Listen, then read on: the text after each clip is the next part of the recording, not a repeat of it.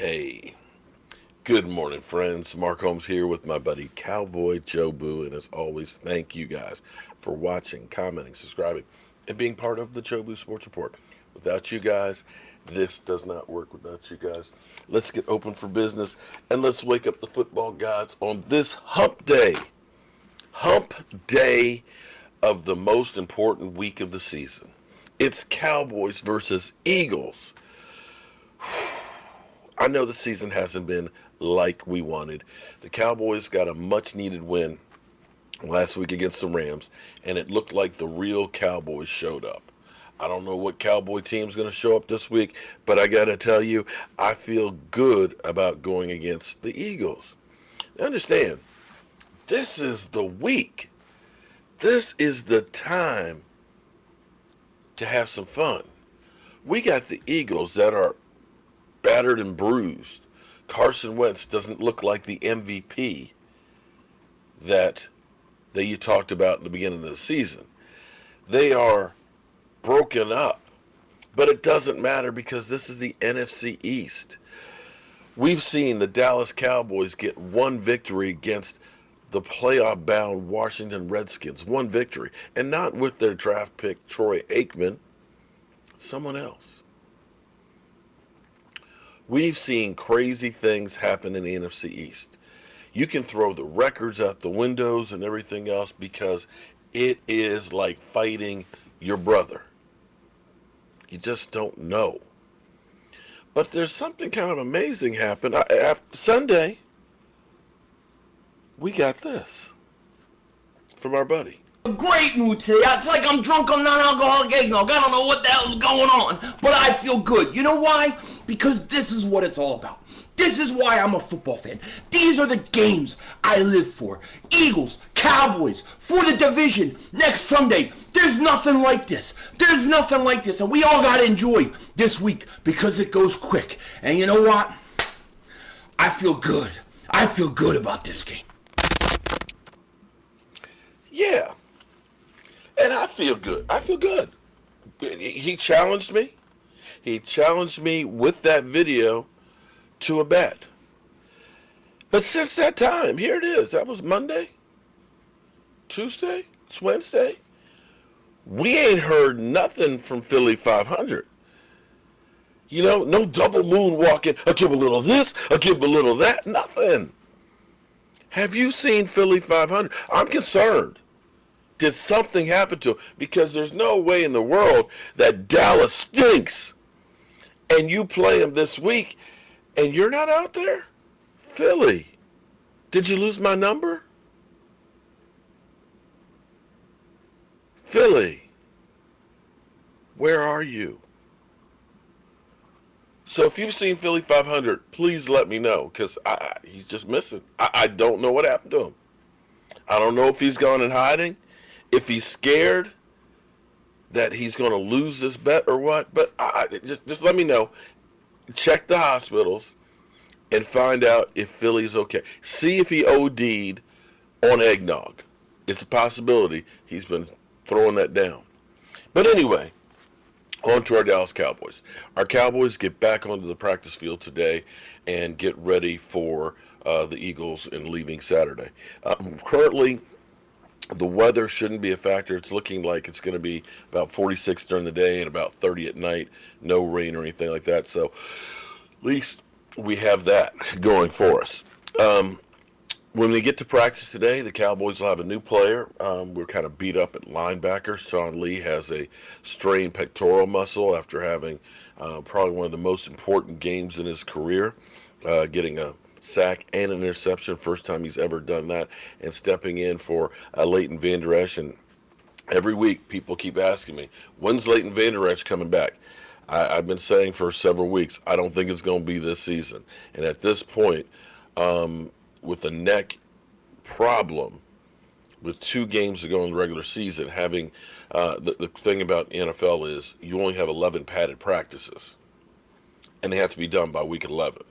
The practices now are basically shorts and helmet, and there's no contact. So you don't really know what shape that is. And with Malcolm Smith, the linebacker side, former Super Bowl MVP, with the Seattle Seahawks and a Chris Richard connection, they signed him. Now, pump the brakes a little bit because they're like, oh, we got a Super Bowl MVP that joined us. Yeah, he was a Super Bowl MVP in 2013. Since that time, he's been a journeyman linebacker going all over the NFL.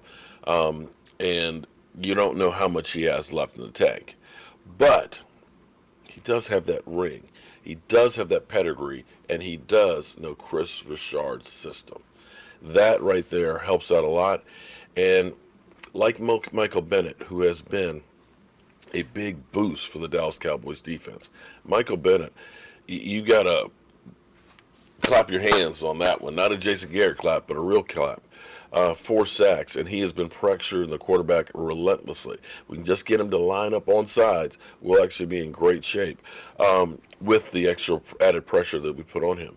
If we can get a boost to help us get through this time, because Gifford is now on injured reserve. He's done for the season. Thomas, I'm not sure his status as well, but linebacker has been the spot where we have been hit the worst. If he can provide us with a little boost, a little incentive, and maybe even a little bit of, leadership from what it took with the Seattle Seahawks to become Super Bowl champions, it's not necessarily a bad thing. Now, something else I want to get to, of course, the Pro Bowl. The Pro Bowl, we have the usual suspects that make it. Of course, Zeke Elliott's going to make it. Tyron Smith is still one of the best tackles in football. Zach Martin is truly one of the best guards in football. And Travis Frederick, the return of the Mac, just basically took off where he was the year before. So it's great to see him quietly. That's the great thing. You haven't heard much about Travis Frederick, and he is the Dallas Cowboys Man of the Year, FYI. Second time. Those are all great. Now, I've gone on board, and I know a lot of people will go through and say it's because you just love Dak Prescott. He walks on water. You grin every time he completes a pass, and you know what? Go, whatever. If that's your thoughts on me, go ahead. But with Aaron Rodgers, here's some of the comments. Because Aaron Rodgers, you kind of look at him and say he's not the bad man that he used to be. He's still a great quarterback. But when you look at it, his numbers aren't exactly that great.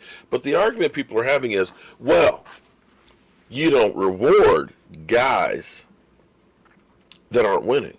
Aaron Rodgers' team is winning. True. That makes sense to a point. But then last year, when he only had 25 touchdown passes with 2 interceptions and threw the ball out of bounds more than anybody else. And the team was 6-9-1. He was still in the Pro Bowl.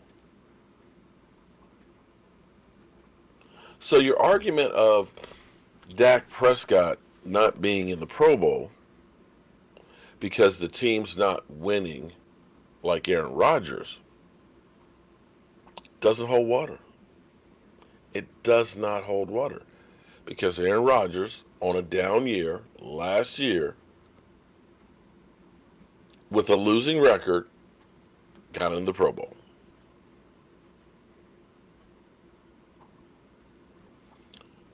The defense, you can look at that and say, yeah. I honestly look at that and say, hey, yeah.